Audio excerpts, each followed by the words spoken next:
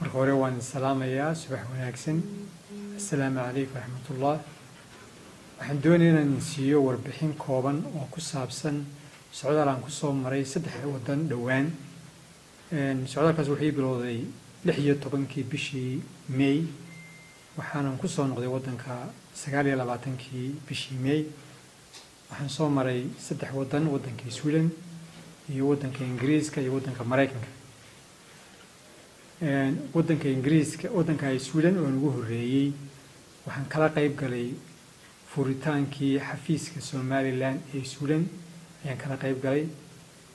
waxaa xafladda ka soo qayb galay dad fara badan oo ka socda bulshada reer Somaliland iyo saaxiibadooda oo ay ku jiraan xubno ka socda baarlamaanka waddanka Sweden. si wanaagsan bay u dhacday. waan ka soo gudbay, waxaan u soo gudbay waddanka Ingiriiska, halkaas oo aan kala qayb galay xafladdii xuskii 18 May, shir weyn oo halkaa lagu qabtay. isla markaana waxaa bulshadaan kala qayb galay barnaamij laga sameeyay waddanka Ingiriiska, ayaan kala qayb galay laftigeeda.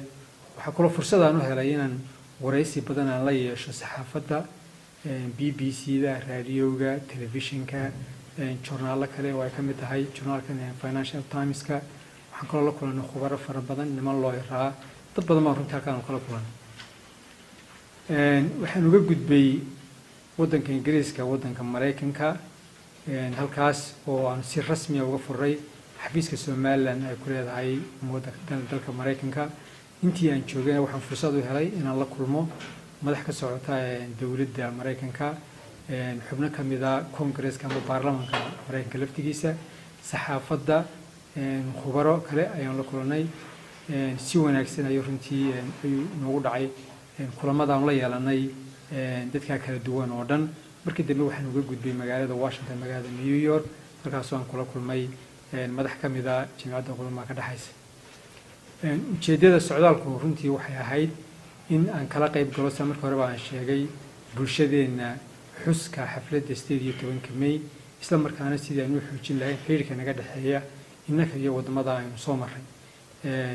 dhinac maaha dhinac walbaba, dhinaca dhaqaalaha iyo dhinaca siyaasadda iyo dhinaca iskaashiga, intaba sidii aynu u xoojin lahayn. marka runtii halkan waxaan kala kulanay soo dhaweyn badan waan kala kulanay, guulna waa kala kulanay, rajo badanna waa ka qabnaa.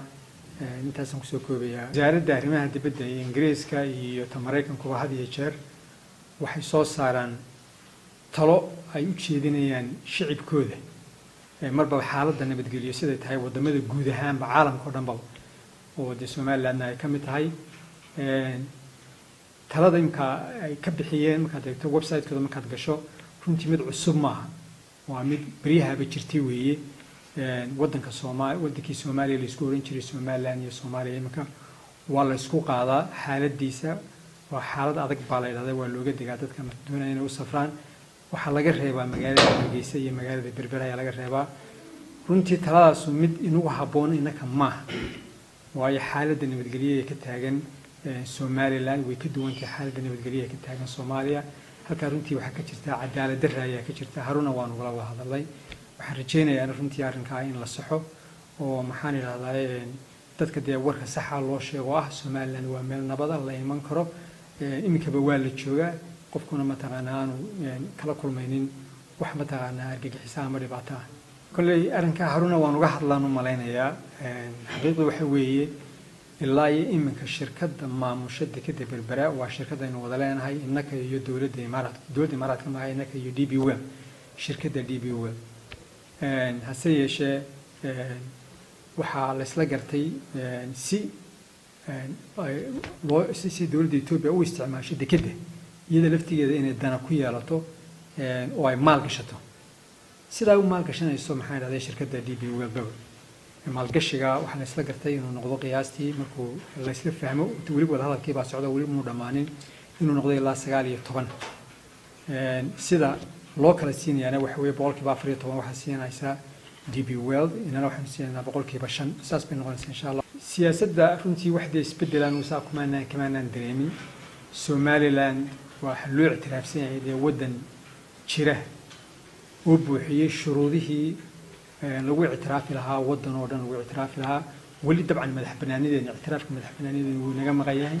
socdaalkana ujeedooyinkiisa waxaa ka mid ah sidii arrinka aynu uga hawlgeli lahayn sidii aynu uga sheekayn lahayn cid walba aynu la kulannaba bal taariikhda iyo himilooyinka iyo horumarka Somaliland runtii dadkuna way qirayaan horumarka Somaliland samaysay iyo nabadgelyada Somaliland ka taagan waana waxyaabo runtii aynu jecel lahay inay noqdaan in laynoo tixgeliyo xaq aynu u leenahay in layna ictiraafo in kursi ku yeelno United Nations iyo EU-dana aynu maxaa idhahdaa dee lagu siiyo